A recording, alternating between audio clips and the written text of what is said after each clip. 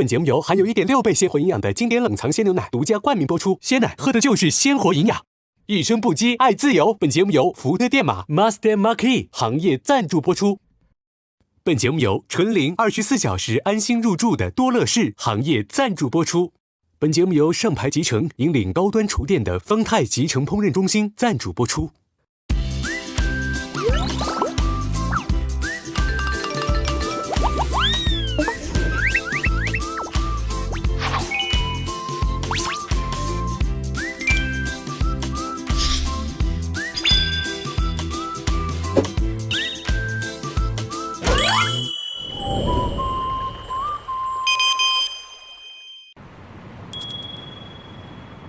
璇儿姐，我是得做饭去了。你会切不？会，切成那种方块就咱东北那种的。啊，对对对，慢点，别切手啊。咋样啊？这节目录的？开心，累吗？还好吧。那你有看过我们上一季的节目吗？你最讨厌谁啊？没有呀，我看个节目，我为什么要讨厌人家？这怎么回事？下雨了，雨陪我哭泣，我看不清，也不想看清。他唱歌比我唱歌还难听。这个我真的没办法发表自己的意见。什么意思？我唱歌巨难听。我唱歌也巨难听。我觉得你不会比我唱歌更难听的。你拿出来你唱歌的视频。我看看你的。我唱歌的视频。对。我这个视频已经分享给好多人了，就为了给大家说明我唱歌不好听，因为我发现今天大家都在唱歌。我的快乐从何而来？我的悲伤从何而来？你真的是认真在唱吗？很认真在唱，没有一点综艺效果。你可能不太适合唱这种快歌，你得跟我一样唱慢歌。是歌的问题是吗？你感觉我唱成这样？歌的问题。你不能唱快的，你看你慢的不得不爱的时候还行，你还能听出来我哪句唱的好坏，你真的好厉害呀！吴老师，我俩在讨论音乐，吴老师，你说这个事儿啊？真假的？对，他唱歌比我还难听。那这是他的风格，你不能说他唱的不好，就是这样。但是刚才梦姐说我唱慢歌会好一点。对。你刚才唱的不得不爱，不得不爱，不得不爱。你看比你前面那一段就是 rap 要好。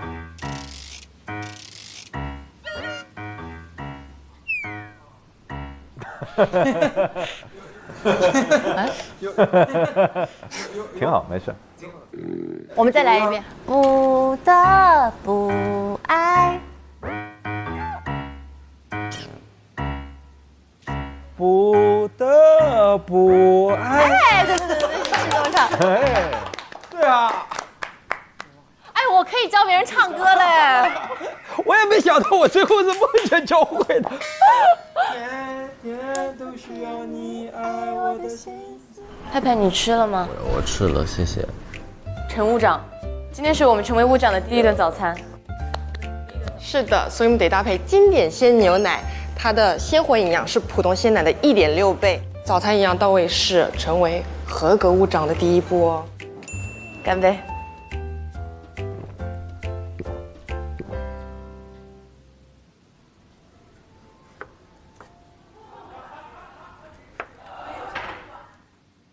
切手了啊！切手 ，sorry， 出血了啊！我看看。哎呀，他咋了？切手了啊！什么切手了？先拿这个消个毒。这个喷这个，哎，给你喷这个。你不是，你得消个毒。不是，你得止住血。等一下，别慌，朋友们。不是，你用那个纸，然后捂一下。这个也弄一下吧。这怎么打不开？真的别慌，没事儿，没事儿。你对，真的没事。先这样子，你先别动，你先别。按住了。你这不这样？啊，这是不是止血啊？这样子他血不就往下了吗？这样止血吗？给大家展示一下。你再拿个纸巾吧。得多笨呢。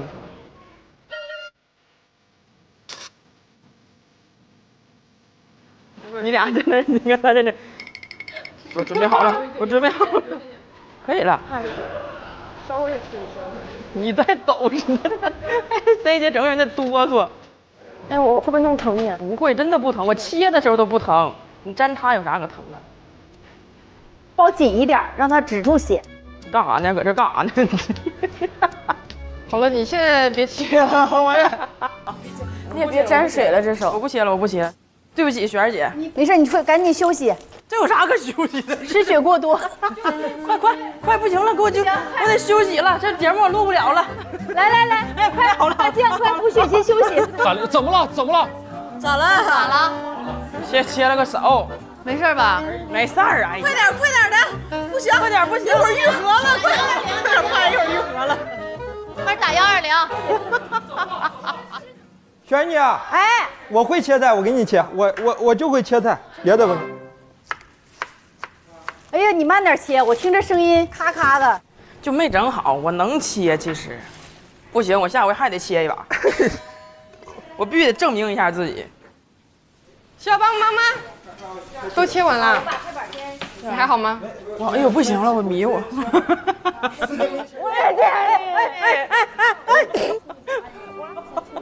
我来救你，你真能把我抱起来？我有力气的。你也太有劲儿了吧！哎，还能把我抱起来？我的妈呀！这个端上去，好嘞，姐。然后拿个纸盖上。你这么瘦，那腿跟我胳膊一般粗，能把我抱起来？我有核心啊！你太猛了！再来一次。不来了，怕了是不是？他能把我抱起来？他，你要看吗？不用了。当然能了，你很轻啊。我轻什么呀？我前男友他就抱不动我。那你前男友好肉小啊。这我前男友，哎呦，一会儿，哎呀，不来了，我怕闪着你的腰。不会。我来炒了。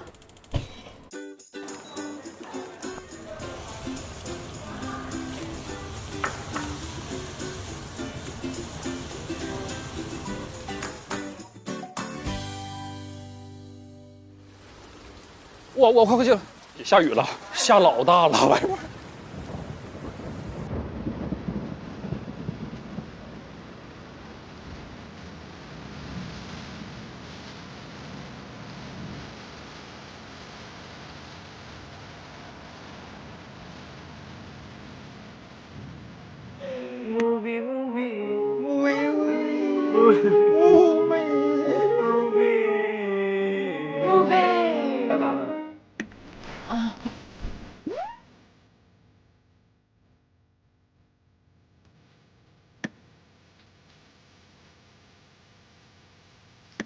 哎，好爽啊！咱们淋会儿雨吧。让他们去搞一下吧。啊？让他们去搞一下吧。哇！拉不住他们。朋友，行不行啊？这个拉不拉得了啊？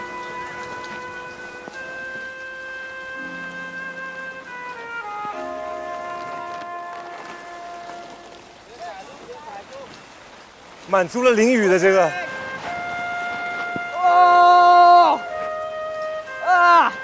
好大的风！哇，这俩人疯了，这俩人。哎，飞盘呢？哎，飞盘呢？这儿呢。走，出去玩飞盘。走。我真的走了，我可不去。吹飞了！哇，窗户还开着，弟弟。完了！快点，你的床都湿了。对啊，我的床。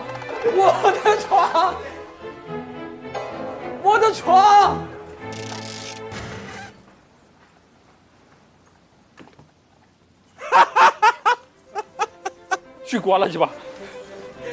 啊！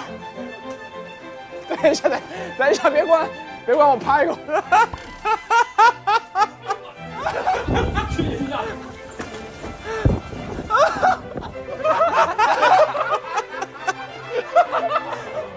咋的了你们？你看我的床。天哪，你的床啊？王传君啊，穿堂风还吹吗？该吹还得吹。但是我觉得，现在证明一点，三傻，我觉得我是挺聪明的嘛。啊？你不开窗？你刚才跟我们在一起经历了这些事情，你没有觉得？是谁喊的？我刚才？风声。哎，朋友们，这会儿不出去搞行为艺术吗？哎，可以啊。打开我在床上睡觉就行为艺术了呀。来吧，来整吧，整。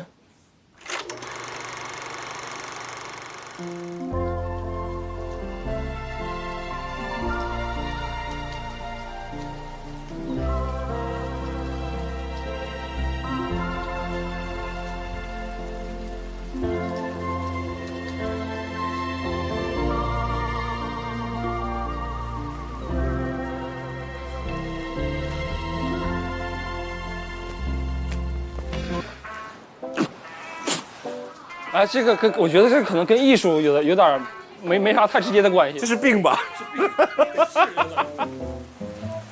咱们把麦叫了，出去玩会儿。走吧，你去不去？给了。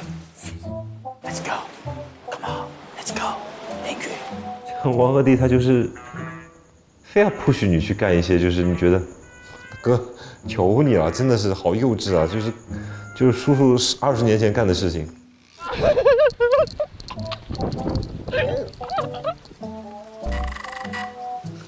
你们该不会是出去玩飞盘吧？你们确定那飞盘能撇得动？冲哥哥！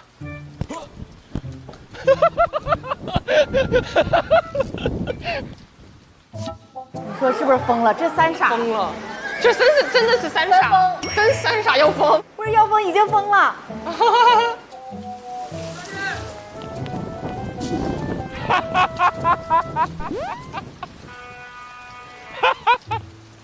笑啥呢？就是这个画面也很诡异。观众，买票了吗？观赛。啊！哇！什么玩意儿？刚才？闪电是吗？那条，得亏不劈我们呢。要不进去躲躲？没事，劈不到咱们。我怕就是你会连累我。就是如果没有王鹤棣这个人呢，我愿意一直赖在那里不动。Come on, man！ 上一次这样在这么大的雨里淋雨玩一个游戏，是在初中，就是20多年前了。然后你再一干这件事情之后，20年前的记忆全都来了。我觉得大胆迈出第一步的时候，你就发现，其实还是挺有意思的，就跟你在房间里面看完全两个状态，两个心情。要。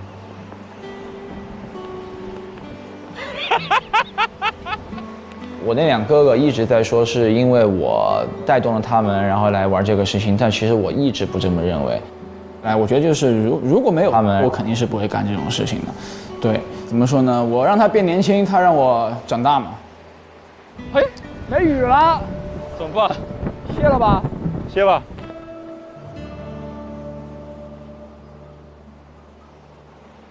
雪晴，我去在雨天看看海边啥样。来了。警戒。你去吗？咱俩去吗？我俩走了啊。行。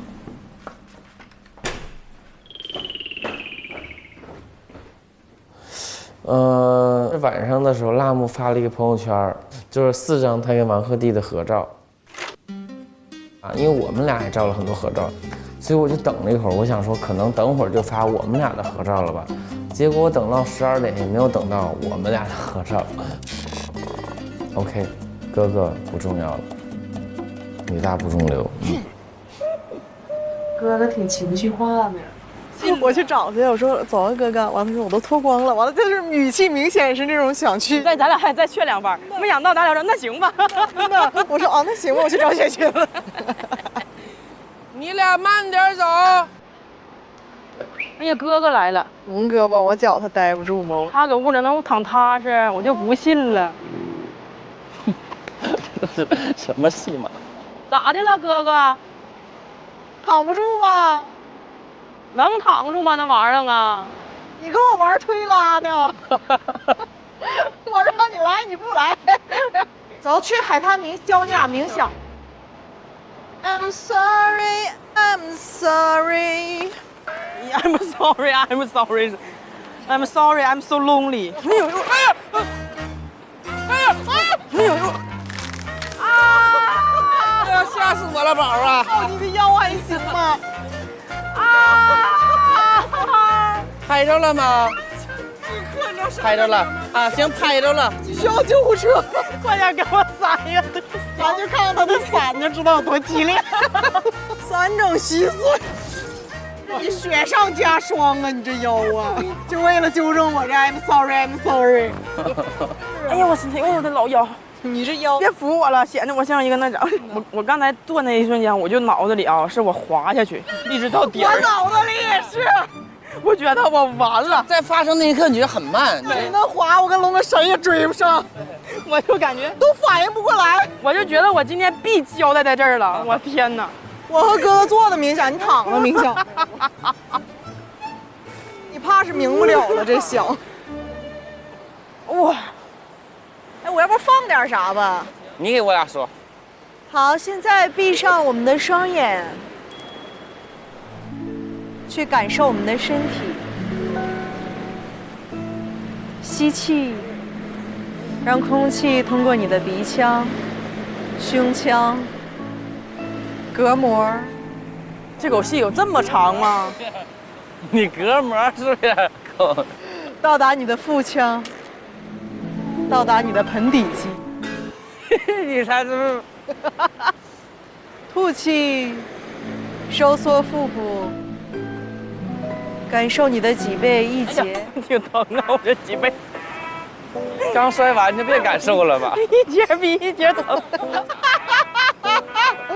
不想了，别想了，别想了，看看海得了。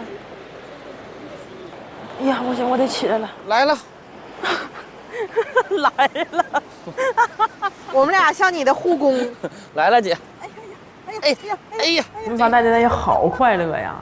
不用找一个事情做，就我们仨都知道对方的脑回路是什么，然后也不会觉得有任何的冒犯。我现在回想起来，感觉人生中比较美好的时刻都是跟自然产生的联系。我以为你说人生中比较美好的时刻跟我俩在一起。不是，那肯定是就是跟朋友跟自然产生的关系，就比如说当下这一刻。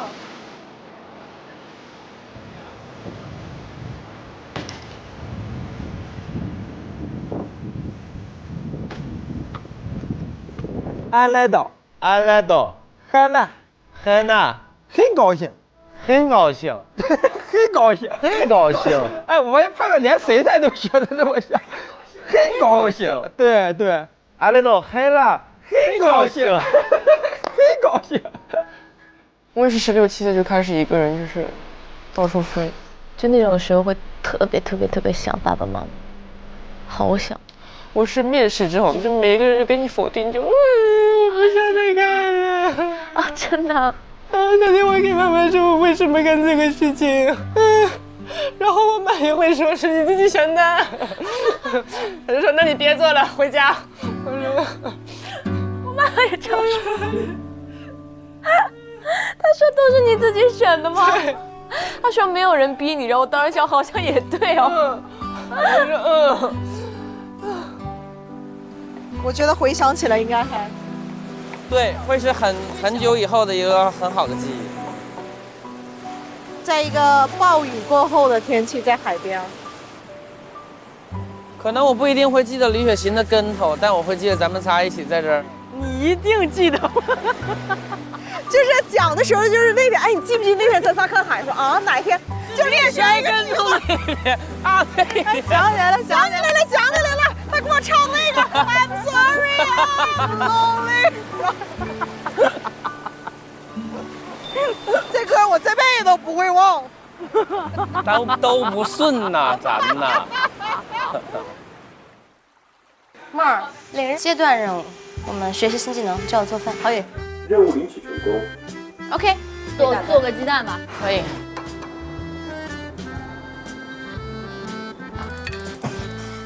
来，尝。哇，你要放辣椒了是吗？对。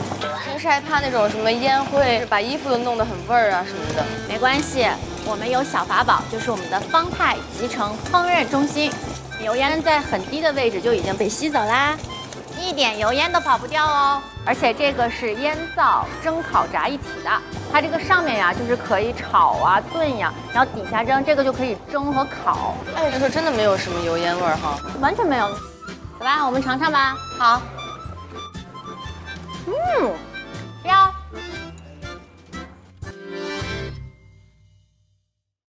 公民们，请前往沙滩集合，参加邵世宏对话。沙滩集合了，走。以上散会。确定没有了吗？没了吧？确定没有了吗？还有，等一下。多余不？你说前面这3行。在讲什么呀？这个？对吧？我也不知道。这个不怪你弟弟，我都看不懂。总之任务就是这么个任务。下面我们从3个 W 的角度深度剖析一下这场超时空对话。我第一次听到超时空对话的时候，我是觉得这个建议特别的 low 且做作，非常的 drama。真的很傻，我就觉得所有人穿成白色的，坐在海边，然后那么多人听着你对着大海自言自语，一个不正常的人才会干这种事儿。这是谁想出来？我就当时觉得我不想去，就是想这个雨再下得大一点吧。因为行为艺术是真的你在表达，表达是一件非常非常重要的事情，而且表达非常非常珍贵。但是表达的珍贵就在于，表达是一件不容易的事情。哇，哎呀，你这能爬上去吧？这台阶儿。哦呦，你看这个台阶像不像《楚门的世界》最后往上走的时候？对。很多时候真的是表达不出来的，因为你必须要在一个环境 OK， 然后氛围也 OK， 然后时间也 OK 的地方，你才能够真的表达自己。这一次活动是让大家都很舒服的去表达的一个平台，不表达的人是可悲的，所以大家一定要多多的去表达爱。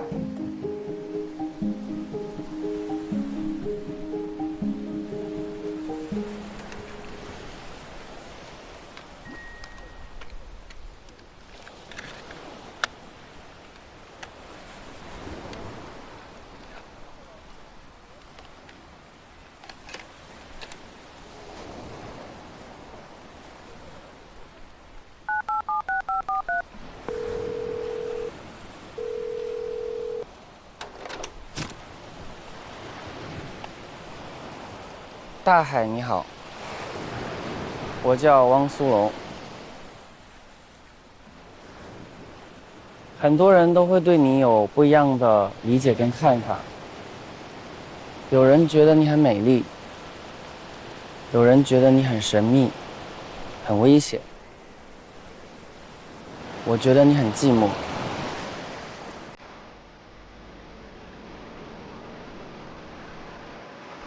虽然你有海风，有浪花，有贝壳，但我仍然觉得你是个沉默的家伙。当然，很多人见过你的爆发，但我仍然觉得那很可怜。我很爱思考一个问题，就是大海会有眼泪吗？大海的眼泪可能我们都看不到，或者我们看到的都是大海的眼泪。我跟你不是很熟，但我觉得维持着这样的关系也挺好的。我应该算是喜欢你吧。我喜欢你的沉默，喜欢你的孤独。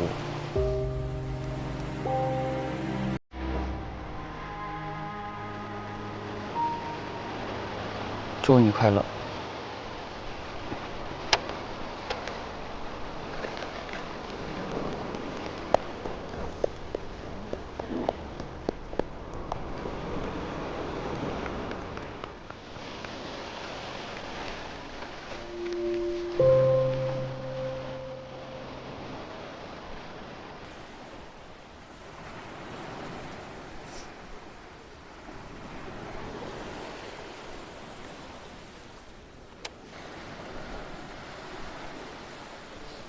我想对4年后的自己说，这4年你一直很努力，你和你的队友让更多的人知道、了解到、喜欢上冰雪运动。我很难想象自己在无法比赛的时候是什么样子，那一定是很不舍，不舍这个冰场，不舍这个赛场，也不舍我这个好兄弟、好队友们。但是我想说的是，只要我行，只要我还能比赛，只要祖国需要，身体允许，我就会拼尽全力，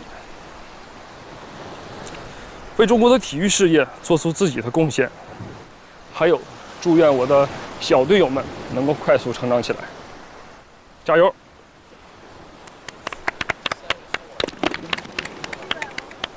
有点像那种退役发布会。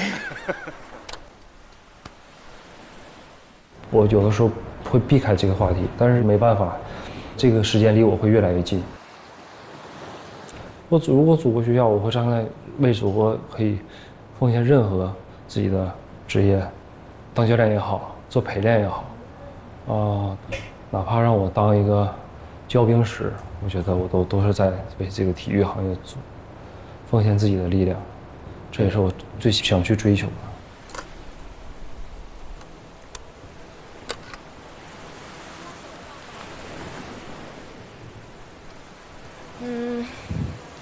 嗨，姥姥，我是喜喜。今天这通电话是2022年4月21日，这是你离开的第1天。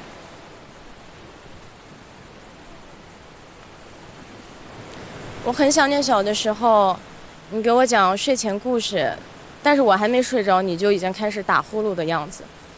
我也很想念小的时候，你一直骑着自行车载我去上学，很想念你留着卷发的那个背影，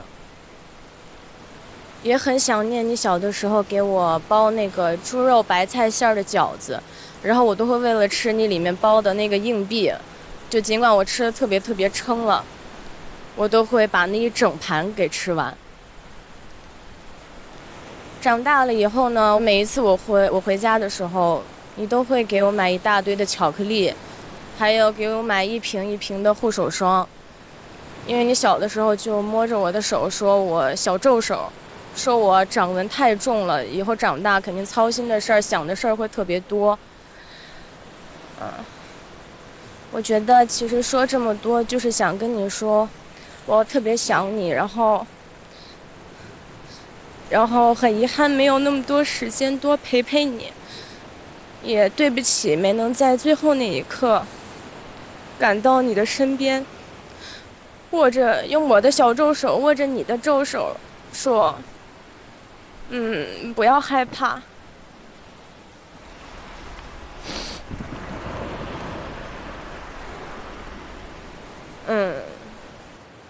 最后我现在站在一个你最喜欢的地方，就是大海。然后给你唱几句你一直给我唱的歌。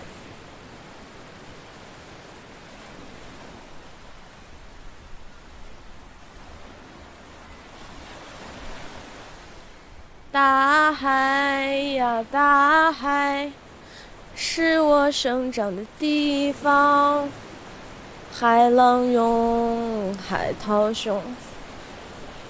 就是哎呀。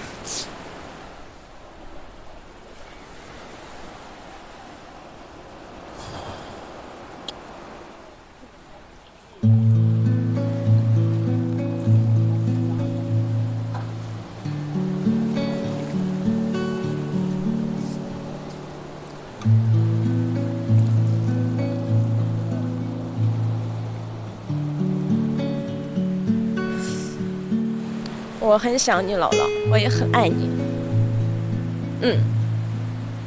再见。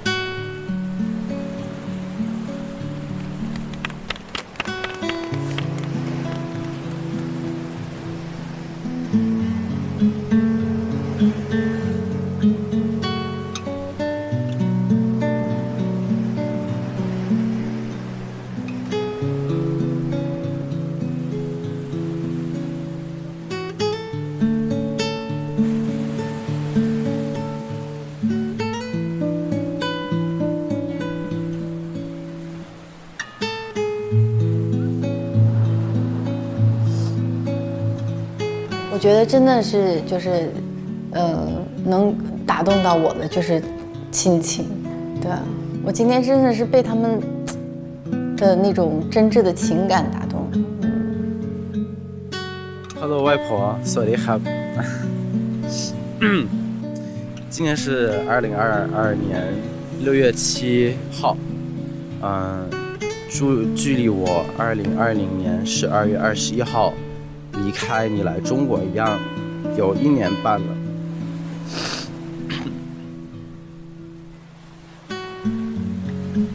我知道你是一个很坚强的人，很积极，好像我从来没有看过你哭。但我知道，在我离开你以后，你几次因为我而哭。其实我也一样，非常想你。我们在泰国的时候，你一直会开着音乐，看着我在冰箱前跳舞唱歌。我那个时候很开心，因为我觉得根本就没有人会陪着我一起做这么傻的事情。我很感谢你，你陪我做那些傻的事情，让我今天可以真正的上舞台。救命！救命！救命！救命！所以我想谢谢你一直给我这么多的力量。然后我现在想跟你说，你不用担心，也不用因为我而哭。不管我走到哪里，我永远都是那个在冰箱前给你唱歌跳舞的 Patrick。我爱你，谢谢。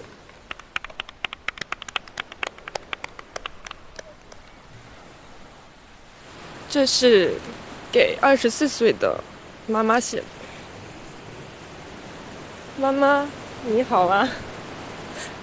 如果你24岁的时候没有我，是不是不会那么辛苦？你一边工作，一边带着我在一个完全陌生的地方，是不是很难？小的时候，你从来没有放学接过我。每次家长会，你都说妈妈没时间，妈妈有工作。我当时是觉得是因为你不爱我吗？是因为你不在乎我吗？我现在24岁了，我也觉得我越来越像你了，在别人前面装坚强，回家之后就默默的流泪。所以妈妈，你是最厉害的妈妈，然后千万不要犹豫，你就是最棒的。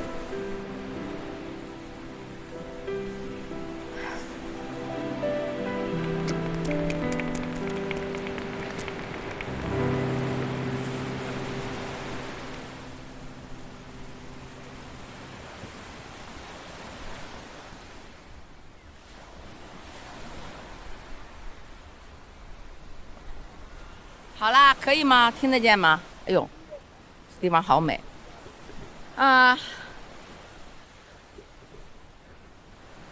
妈，本来我没想跟你说话，但是前面有个女孩子跟她姥姥说了，我想你跟她姥姥在一个地方，我就也跟你说几句。每一次去墓地看你，我都不好意思说话，因为边上都有人。我老觉得出声音，对一个石碑讲话，好像是一个挺做作的事儿，有点不好意思。我今年61岁，马上就要到62岁了，我已经有2个孙子了。巴图很乖，很懂事，自食其力，他们2个也很相爱。我呢，到今天我还在和一群孩子一起工作。现在我站在海里面，可能是离天堂最近的地方。我谢谢你，妈妈。我现在每天都心存感恩，我有完整的家庭，我到今天还有事业。我很累，很奔波，但是我非常享受。谢谢你，妈妈，我想你，我爱你。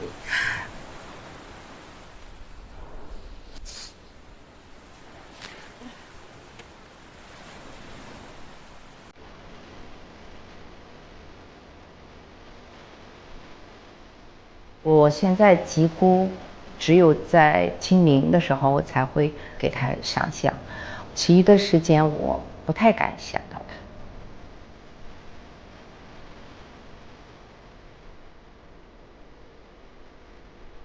就是当我的生活有巨大变化的时候，我其实第一就是，哎呀，我妈妈不知道，哎呀，我妈妈没看见呢，就是你会就第一个想到她。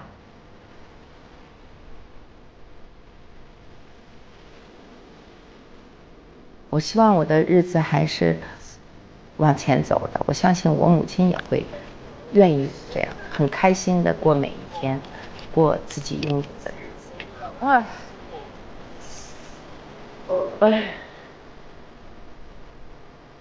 哎呀，我从我妈妈走就没跟她说过话，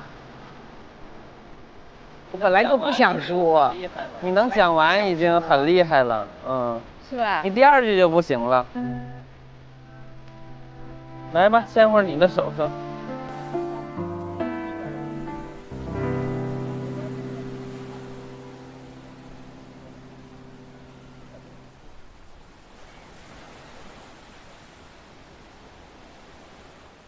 我看你把耳朵放下了，为什么？因为在这个里面，我很不想触及的一个东西就是亲情。对，就是每个人都经历了这种离别，所以我特别不想再去接触这个东西，因为我不太敢。我觉得我经历这个事情的时候，我用了很久。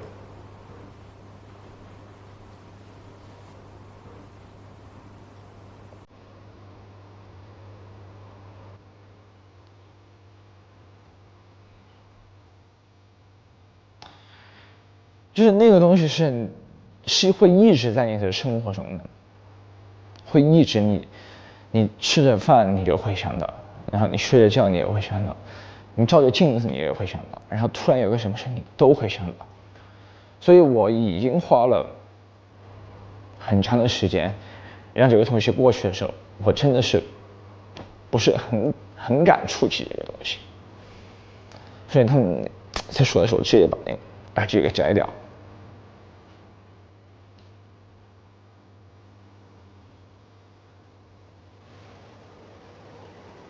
而且超时空对话的这个，我在孤岛的时候，我当时收工了，收了麦，然后我看着太阳的星星，我也做过这事儿了。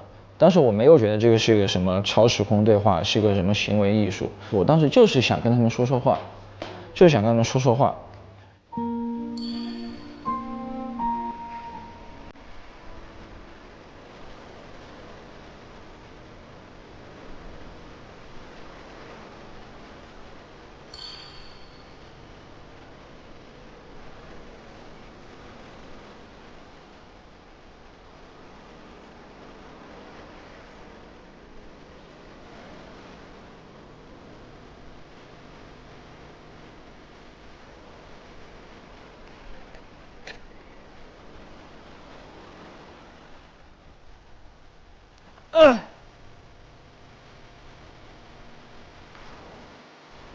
Hello 啊，路飞。希望我自己也能在我自己的航海路上，能成为一个像你一样的人吧。咱俩就在各自的道路上为自己的梦想一起战斗，永远热血，永远真诚，永远热爱。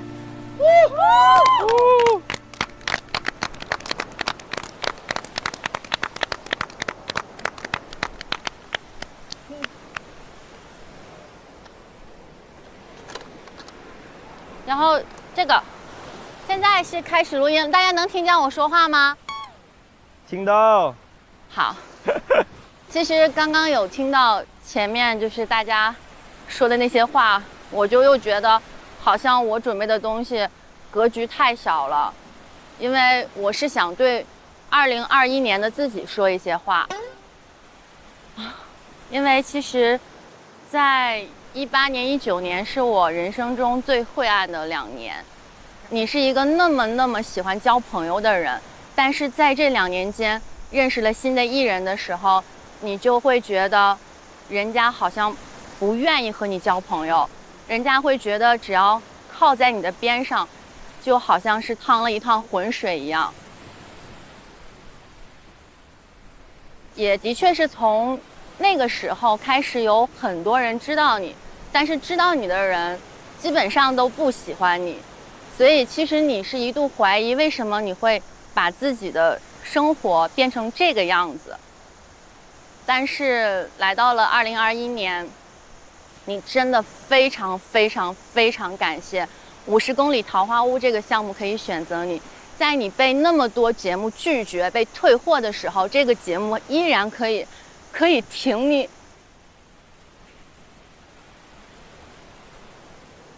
然后你在这里呢，又认识了很多至今还可以每天都保持联系的好朋友。也是这个节目让你知道，原来你也是可以被人喜欢的。所以我觉得，就是到了2021年以后，就觉得好像之前所经历的那些事情都不算什么。所以我希望，不管现在正在经历什么，都要保持开心的心态，然后努力的向前生活。我要感谢2021年，你可以坚持下来，没有被打败，然后呢，可以一路走来，然后也谢谢你，让我知道原来你也可以被那么多人喜欢。谢谢。今天跟我的观众们聊聊。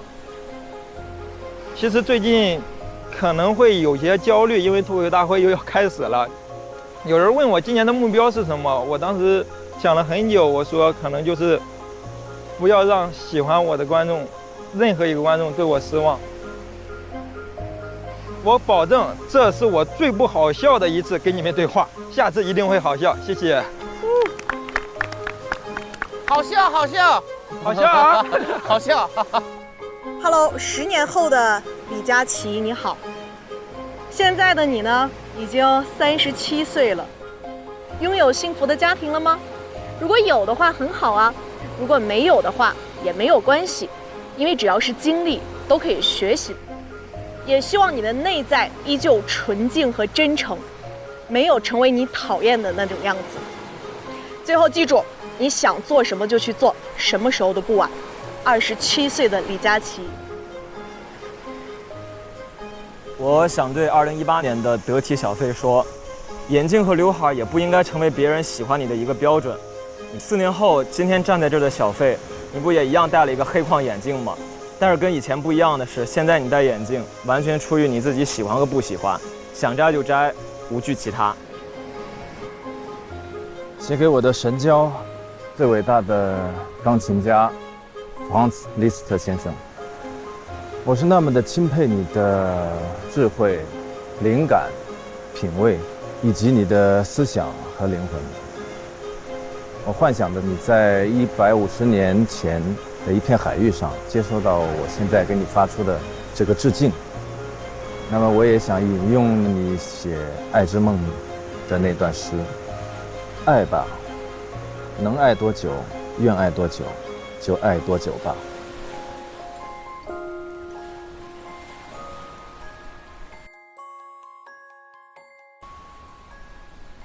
嗨，你好，这是第一次跟你对话。我自我介绍一下，我是董璇，演员，也是一个6岁女孩的妈妈。也许你听过一些关于我的故事。是的，有很多版本。如果有一天我们见面了，我会好好的给你讲讲我的版本。还挺好，还挺有意思的。我是一个爱分享的人，也总是喜欢把最好的一面展现给身边的人，想尽我所能的给他们带来快乐，被他们需要。但当我有压力、不开心，有很多情绪需要消化和排解的时候，我都会选择自己去面对和解决，因为我不能让那些需要我保护的人为我担心。其实每当这个时候，我还是挺渴望有一个人能跟我一起去面对，哪怕就是在我身边，给我一个鼓励的眼神，轻轻地拍拍我的肩膀，我都不会觉得自己那么的孤单。现在的我努力工作，认真生活，做好自己，期待见到你，我未来的另一半。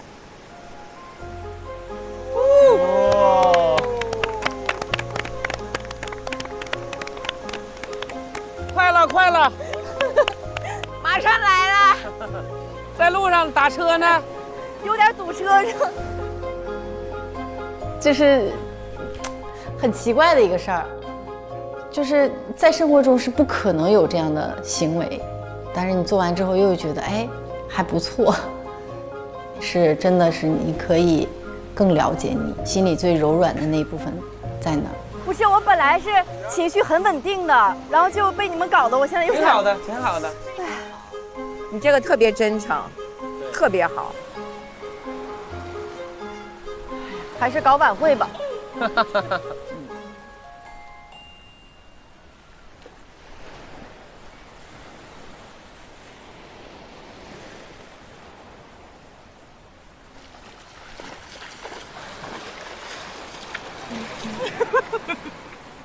你可真好啊，铁子。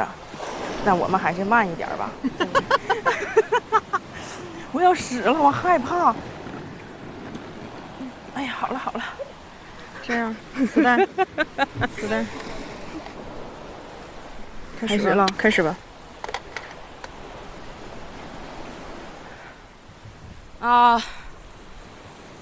这段话呢，写给24岁的李月琴。24岁这一年呢，你爱一个人，特别爱，就全世界就他最好。然后你想尽办法跟他在一起，然后他说，你要是瘦了，我就跟你在一起。然后你就开始减肥，疯狂减。确实有效果，确实瘦了不少啊。但是也没有那么瘦吧，你也知道，你再怎么瘦，你也还是一个胖胖的人。然后有一天呢，大家在一起吃饭，然后这个人呢，抱起了你的一个好朋友，那个你的好朋友在他的怀里腾空了，然后你就很羡慕，你就问他说，那我要瘦到多少斤你才能抱我呢？然后他说，我真的抱不动你，你咋的你也得瘦到100斤吧，100斤我就抱你。那个时候你是很绝望的，因为100斤这个数字离你起码有15、16年了。然后从那以后呢，你开始特别抗拒别人的拥抱。当别人试图大家摇摇晃晃互相抱起来的时候，你总是非常的恐惧和颤抖，然后并想强行挣脱这个怀抱。那今天呢，27岁的李月琴给你写这封信或者录这段话，并不是想告诉你说人要爱自己，美都是多元的，胖也很可爱，这些都没用。我只是想跟你分享一个今天的小故事。这件事情非常小。今天呢，有一个女孩，她高高瘦瘦的，特别的瘦，就人家那个腿吧，就跟你那胳膊一般粗。但见你切菜割着手了，然后这个女孩可能是想让你开心或怎么样，她又过来拥抱你，她就把你抱起来了。那是你大概小学3年级之后第一次体会到双脚离地在别人怀里腾空的感觉。可是那个女孩那么瘦，她那么瘦，她都把你抱起来了。剩下的话我就不说了，你那么聪明，你应该知道。所以今天说这段话给你呢，一个是分享给你我今天的喜悦，另一件事情就是谢谢你，陈宇。我心里有一块曾经枯萎过的地方，今天因为你又发了一颗小小的芽。你治愈了我心灵深处一块曾经我以为已经坏掉了的地方，谢谢陈宇。我再抱你一次。你还好吗？哎呦，不行了，我迷我。我也这样。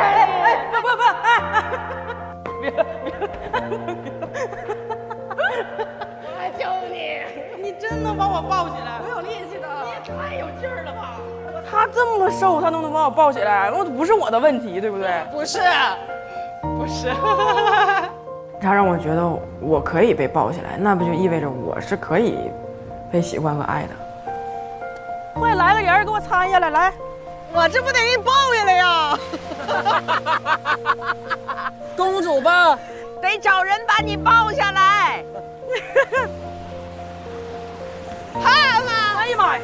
快，我还有，哎呀，不行，腰不行，别，不行，腰不行了，不让我抱了。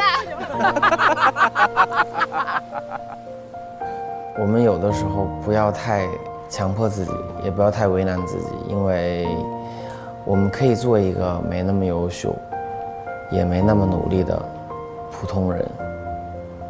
但是，如果我们很喜欢自己的话，那就一定会有别人喜欢到你。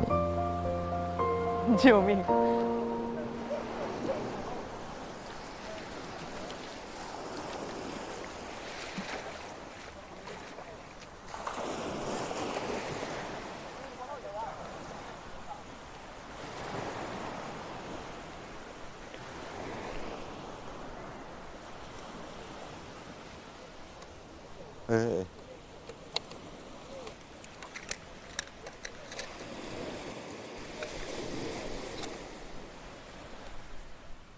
我特别期待王传君，我也期待，就是他能怎么说话。你觉得军哥会跟谁说呀？我觉得他会跟他姑娘女儿是吗？女儿。我感觉军哥会弄点不同的东西，听一听，感觉一下。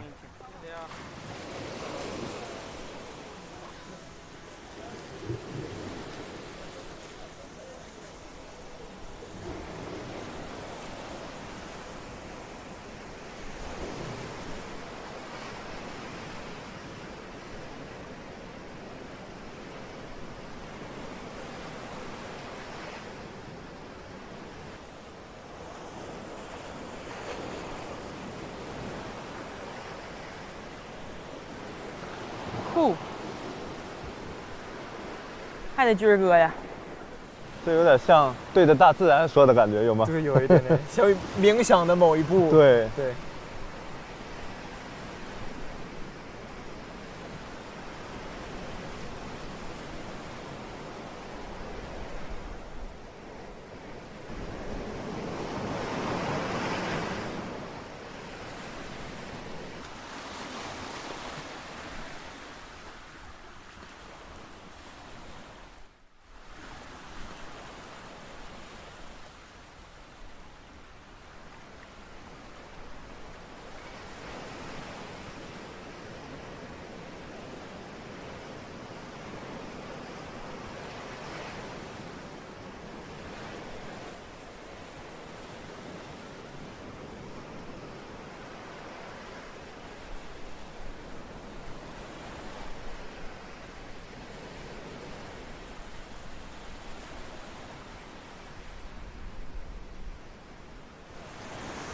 喂，哎，来了。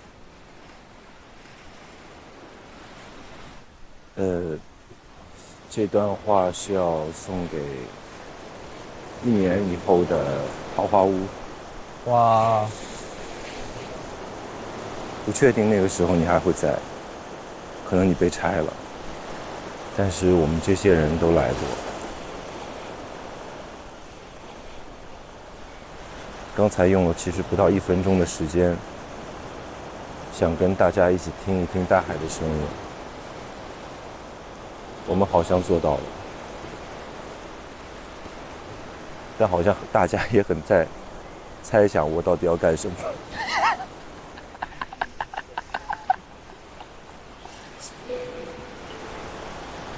很开心认识你们，谢谢你们，谢谢。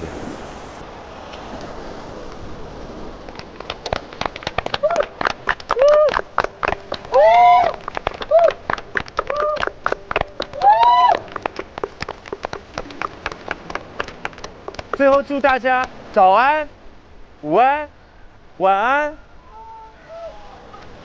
果然，晚安。哎呀，哇！鸡蛋咖喱头，咖喱头，西红柿咖喱头。咖喱头。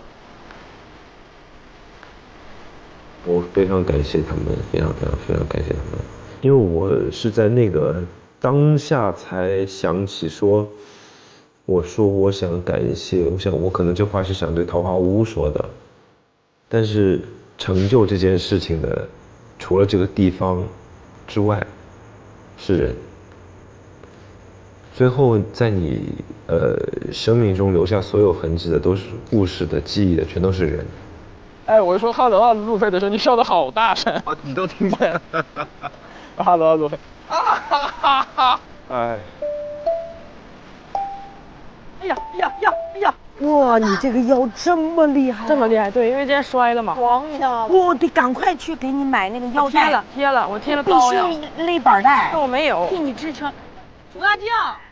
就是因为那些人跟你在一起了，你才会觉得，哎，今天还不错过的，虽然累，当然是挺有收获的。就其实人跟人其实都是互相需要的。对，所以在桃花坞的所有的瞬间，对我来说其实都挺珍贵的。สวัสดีครับผมมาหาเฉยๆนี่ดูจะเอาทะเลให้ดูฮะ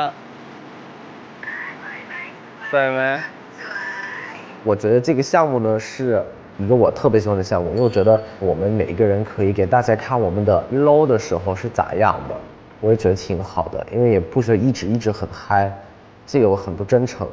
其实我觉得这次蛮难得的，大家都走心走透了，就让我们去更熟悉彼此的一些过往也好，他的现在人生价值观也好，他对未来的期许也好。我很感谢认识了这10几个人。我每一次在拉着箱子进来的时候，我都想，还有2次了，就是这。现在都想，最后一次来的时候，离分离越来越近的时候，我会很难过的。一个是这儿好漂亮，一个是大家特别温暖，真诚，我真的舍不得。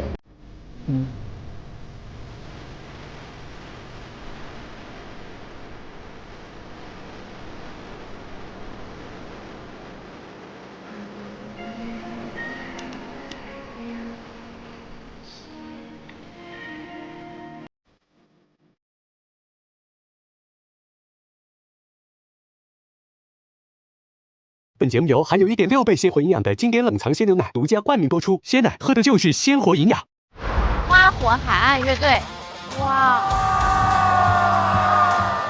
最后一次送你回家，那个夏天距离我现在有多遥远？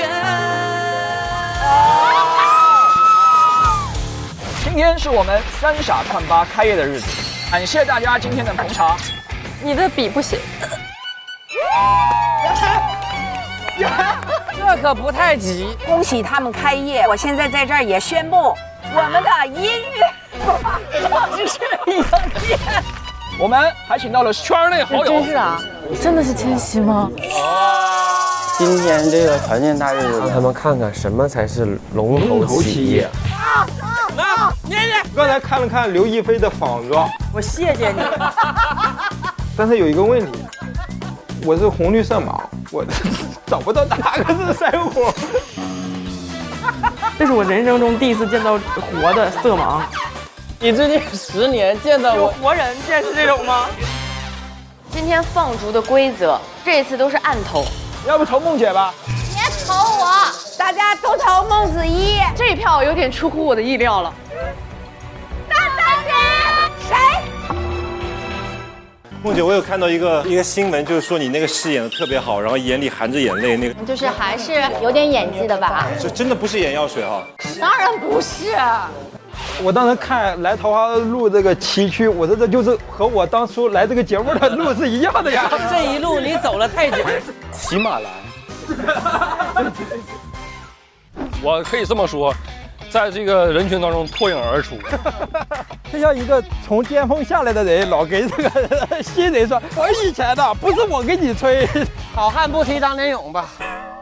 那么第2季刚才从你来了到现在，你觉得哪个最不好相处？展开说说。来推到最大声，来，全体污民注意了啊！反正我来的时间短。真是他呀！啊！50公里桃花坞第2季，每周日晚20点更新，会员抢先看24小时。每周1、周2中午12点，会员专享精彩加更。每周3下午18点，桃花坞社交笔记，解读污名社交行为。每周6中午12点，下期预告抢先看。周中超多花絮看不停。锁定腾讯视频，每天都有新内容。